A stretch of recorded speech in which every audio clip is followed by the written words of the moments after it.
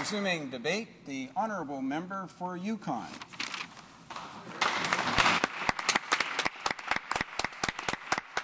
Thank you, Mr. Speaker, and congratulations on your new role in the House.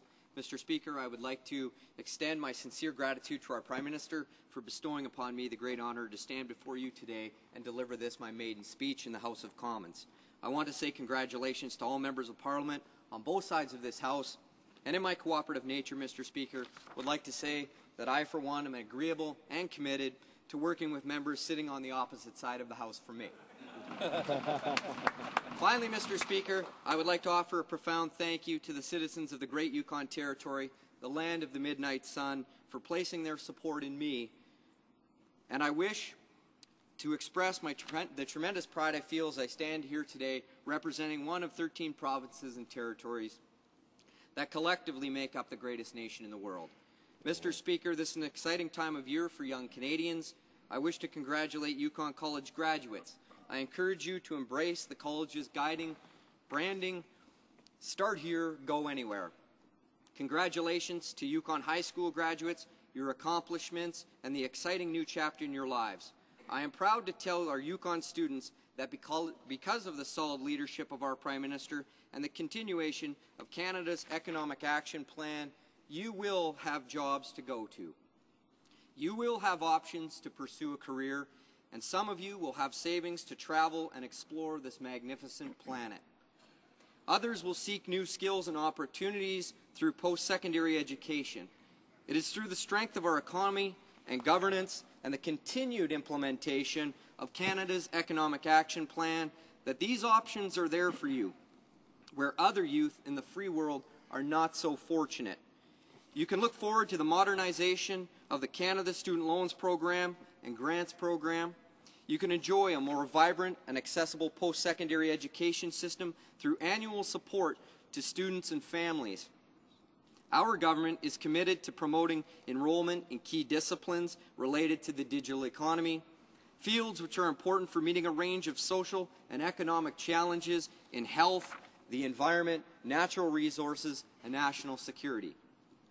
Mr. Speaker, I'm especially proud to state that our government has made Canada's North a cornerstone of our agenda.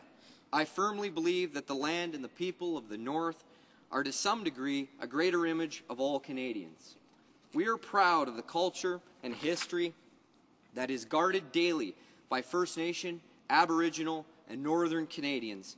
We rest easy knowing there are determined, adventurous, and proud individuals who define the essence of community, cooperation, and a true North strong and free.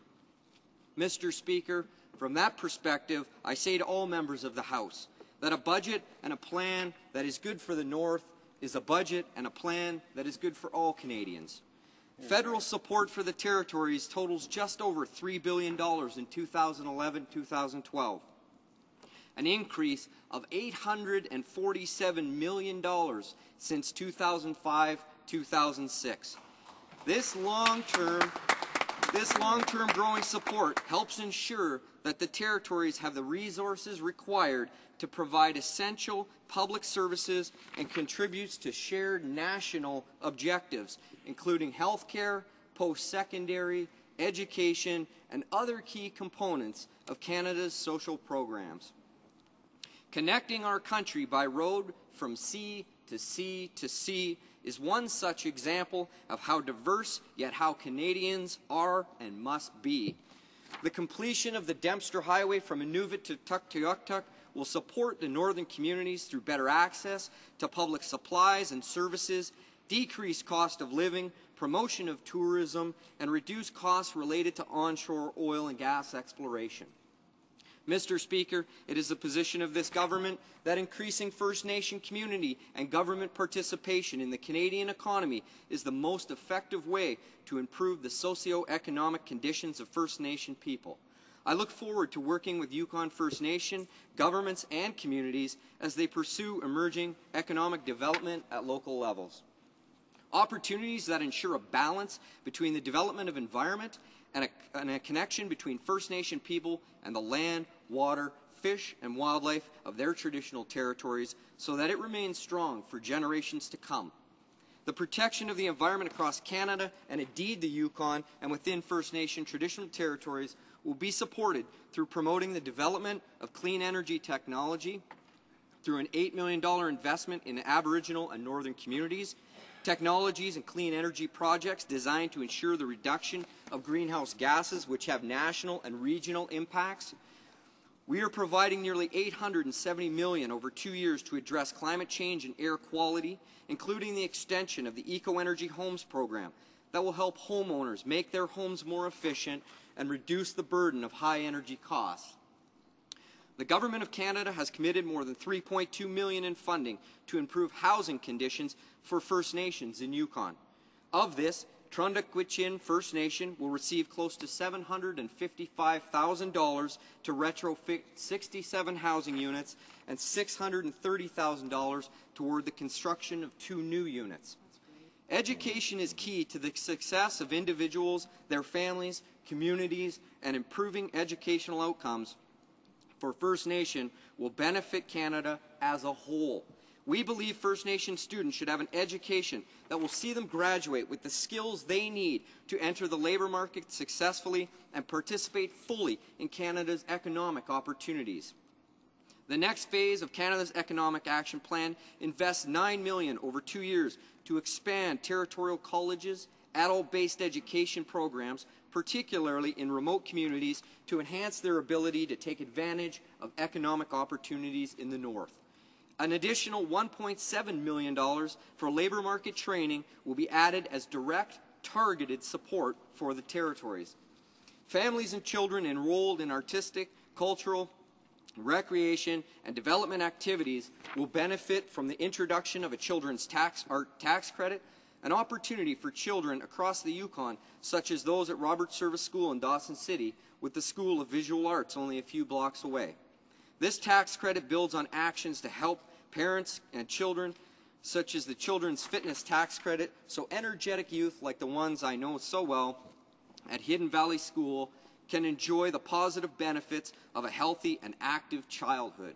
The tax-free savings account, universal child care benefit, child tax credit, and the first-time homebuyers tax credit will all translate into assistance specifically for Northerners who realize a higher cost of living in remote and isolated regions in Canada.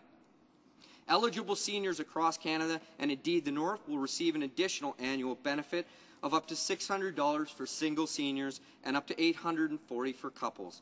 Attracting doctors and nurses to remote communities through a loan forgiveness initiative is a critical step forward in improving the lives of family physicians, nurse practitioners, and the clients they serve in these regions. The territories will also benefit from a continued direct, targeted support in 2011 and 12, including $800,000 for the Wait Time Reduction Fund as part of a 10-year plan to strengthen health care. They will also benefit from the 2-year extension to the Territorial Health System Sustainability Initiative, which will provide $60 million over 2 years to consolidate progress made in reducing the reliance on outside healthcare systems and medical travel.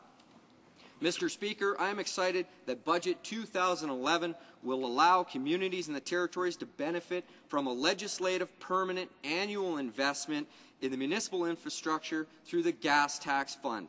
The permanency of this fund will give communities the confidence and stability in their ability to access and utilize long-term infrastructure funding to meet the individual community's specific needs. Last but not least, Mr. Speaker, I, along with many other new members of Parliament, may very well be standing in the House today because of the wasteful and ineffective long gun registry. I am pleased to speak to Yukoners especially, but to all Canadians, farmers, trappers, sportsmen and women, athletes, Aboriginal and First Nations who have abided by the rules, contributed to our history, our culture, and to our economy. Citizens like Yukon legend Alex Van Bibber, born on the banks of the Pelly River in 1916, who still lives off the land, and at 95 years young, still teaches Yukoners essential wilderness skills.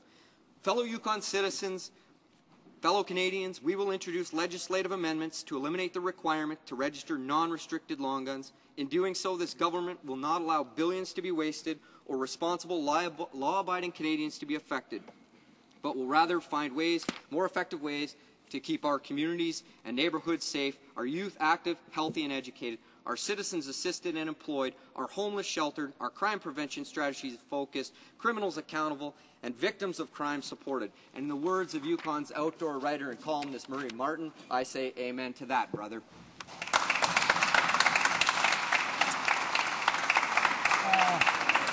Questions?